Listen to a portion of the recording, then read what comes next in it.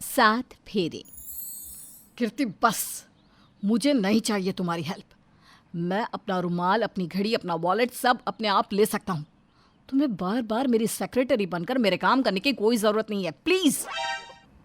लेकिन मोहित, तुम ऐसे क्यों बोल रहे हो? मैं तो बस...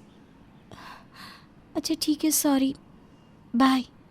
ऑफिस पहुंचते ही फ़ोन या मैसेज कर देना, मैं इंतज़ार करूंगी। मेरे पास टाइम नहीं है, आज ऑफिस में बहुत काम है।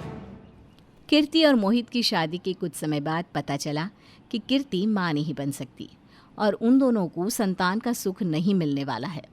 इस बात से कीर्ति और मोहित के रिश्ते में तनाव आना शुरू हो जाता है और मोहित कीर्ति में इतना इंटरेस्ट नहीं दिखाता और उससे दूर दूर रहने लगता है। एक रोज़ सास जानकी कीर्ति को रसोई के कोने में रोते हुए देखती है। तब... कीर्ति बेटा, क्या हुआ? ऐसे रसोई के कोने में खड़े होकर रो क्यों रही है बेटा?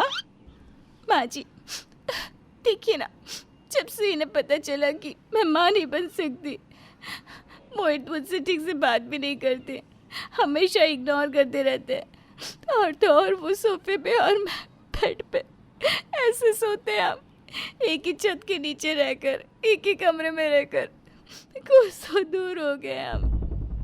अरे परेशान मत हो बेटा, रोने से कुछ होने वाला है क्या? तुम दोनों के बीच जो तनाव है उसे मिटाने के लिए तू उसकी पसंद की ना सारी चीज़ें कर।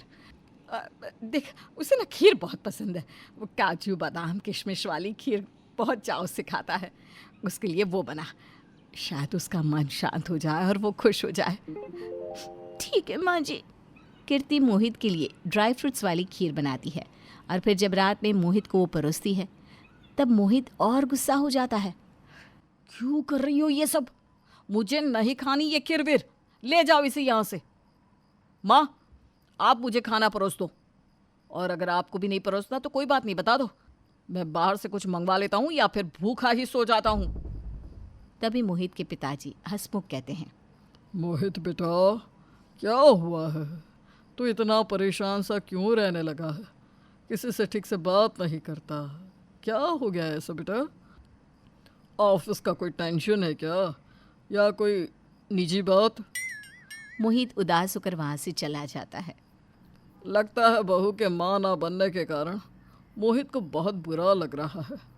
वो अंदर से बहुत नाराज़ है और उसकी नाराज़गी गुस्सा बन के बाहर निकल रही है, जो कि बहुत गलत बात है। अब बहू की इसमें क्या गलती है? अगर वो माँ नहीं बन सकती तो इसे समझनी चाहिए वो बात। मैंने तो 100 बार समझाया, लेकिन इसकी अकल अब तक घुटनों में ही है, बात दिमाग में जाती ही नहीं। जाने दीजिए पापा जी, आप मोहित को कुछ मत बोलिएगा।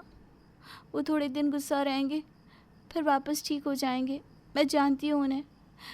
माँ जी, ये लीजिए, ये खाने की थाली, आप मोहित को उसके कमरे में दे आइए और हो सके तो उसे 2 निवाले खिलाते भी आइएगा, उसे अच्छा लगेगा। दिन गुजरते जाते हैं लेकिन मोहित का गुस्सा और उसकी नाराज़गी कम ही नहीं होती। उल्टा गुजरते दिनों के साथ उसके और कीर्ति के बीच की दूरियां और भी बढ़ जाती है। जानकी और हंसमुख को अपने बच्चों को यूं परेशान देख काफ़ी बुरा लगता है, पर वो कुछ नहीं कर पाते। एक रात मोहित शराब पीकर घर पे आता है और पहली बार मोहित को शराब के नशे में धुत देख सभी घर वाले चौंक जाते हैं। मोहित, इससे पहले तो तूने कभी शराब नहीं पी, और आज ये तुम्हारी हिम्मत भी कैसे हुई शराब के नशे में धूत होकर घर आने की, बेशर्म लड़का। अरे बाबा, अभी ना क्यों हिटलर बन रहे हो? एंजॉय। और तुम कीर्ति, माय डियर वाइफ, तुम ना बहुत अच्छी हो। Sorry sorry sorry. चलो मैं जाता हूँ सोने, गुड नाइट। मोहित इतना कहकर बेढंग के तरीके से चलकर अपने कमरे में सोने चला जाता है। होश में होता है तभी बहू को क्या कुछ नहीं बोलता, और अब देखो नशे की हालत में मीठे बोल बोल रहा है। दिन ब दिन बिगड़ता ही जा रहा है, नौजवान से आदमी बन गया है, फिर भी सुधर नहीं रहा। घर वाले अब मोहित को ठीक करने और खुश करने के लिए उसके जन्मदिन के अवसर की तैयारियां करने लगते हैं। आई होप इस जन्मदिन के मौके पर मोहित और मेरे बीच की सारी दूरियां मिट जाए और वो फिर से पहले जैसे हो जाए, पहले वाले मोहित जिसने इस जल्दी से प्यार किया था। अब तो मानो सदियां बीत गई हो, मोहित ने मुझे अपनी जुबान से छल्ली भी नहीं पुकारा। अरे चिंता ना कर बेटा, तुझे मैंने जैसे जैसे बताया है ना वैसे वैसे ही सजावट और तैयारियां करती जा। और हाँ, केक बनाएगी तो ब्लैक फॉरेस्ट वाला बनाना, उसे वो फ्लेवर बहुत पसंद है। प्लेट में केक का एक निवाला तक नहीं बचता था, तब भी वो उस प्लेट को चाटता रहता। इतना दीवाना है वो केक का, जैसे कान्हा जी मक्खन के हैं। So sweet. ओके माँ जी, आपने जैसे बताया है मैं वैसे ही करूँगी। थैंक यू माँ जी इतना सपोर्ट करने के लिए, वरना जो बहुएं माँ नहीं बन सकती उनकी सास उनसे दुश्मन की तरह पेश आती हैं। लेकिन यहाँ तो आप मुझे बिल्कुल मेरी माँ की तरह प्यार करती हो, मेरा ध्यान रखती हो। भगवान सबको ऐसी माँ और सास दे। आपकी बहुत लंबी उम्र हो माँ जी। अरे चल चल, आज मेरे बेटे का हैप्पी बर्थडे है, आज के दिन रुलाएगी क्या? नहीं नहीं नहीं, आप बस मुस्कुराती रहिए। कीर्ति अपने हाथों से मोहित के लिए केक और खाना बनाती है और पूरे घर को सजाती है। जब मोहित आता है तभी वो उसे सरप्राइज देती है। हैप्पी बर्थडे मोहित। जन्मदिन मुबारक हो बेटा। हैप्पी बर्थडे मोहित। क्या है ये सब? क्यों किया आप सबने ये सजावट, ये केक, ये खाना? मुझे नहीं चाहिए ये सब। और तुमसे मैंने 1000 बार कहा है ना कि मेरे इर्द गिर्द मंडराना बंद करो और मेरे पास आने की कोशिश मत करो। तभी जानकी गुस्से से चिल्ला पड़ती है। क्यों कर रहा है तू ऐसा कीर्ति बहू के साथ? न जाने कितने दिनों से हम सब ये देख रहे हैं, बेचारी फिर भी तुझे मनाने के लिए कुछ ना कुछ करती रहती है और तू इससे दूरियां बना रहा है।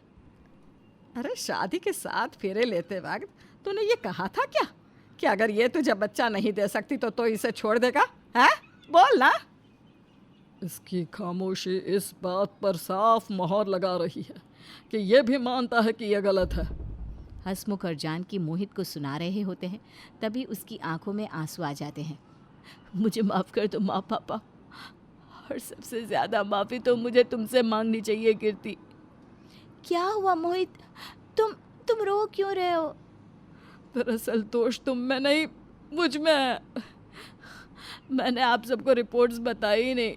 कमी कीर्ति में नहीं, कमी मुझ में है। मैं ही उसे खुश नहीं कर पाया। मैं कभी भी एक बाप नहीं बन सकता और उसके लिए जिम्मेदार सिर्फ मैं ही हूँ। और इस खामी की वजह से मैं अपने आप से इतनी नफरत करता हूँ कि बस मोहित बस, मत करो इतनी नफरत अपने आप से। अरे क्या हुआ जो तुम में कमी है? तो मैं तुम्हें ऐसे दर्द में नहीं देख सकती। मोहित बेटा, संतान सगे हो या किसी और की, संतान तो संतान ही होती है ना। जब 2 लोग उसे प्यार देते हैं तब वो उसके माता पिता बन जाते हैं। मैं चाहती हूँ कि तुम दोनों एक बच्चा गोद ले लो। जानकी सही कह रही है, बच्चा नहीं हो सकता तो क्या हुआ? तुम दोनों क्या कभी माँ नहीं बन सकते? अरे ज़रूर बन सकते हो। जाओ बच्चों, अपने जीवन की नई शुरुआत करो। हमारे आशीर्वाद हमेशा तुम दोनों के साथ हैं। थैंक यू माँ, थैंक यू पापा, थैंक यू कीर्ति। और फिर कीर्ति और मोहित दोनों भी बच्चे को गोद ले लेते हैं और उसकी परवरिश करते हैं, उसे साथ में पालने में सुलाते हैं। ओ मेरी झल्ली बीवी, अब तो मुझसे नाराज़ नहीं हो ना? मैं आपसे कभी नाराज़ हो ही नहीं सकती मोहित।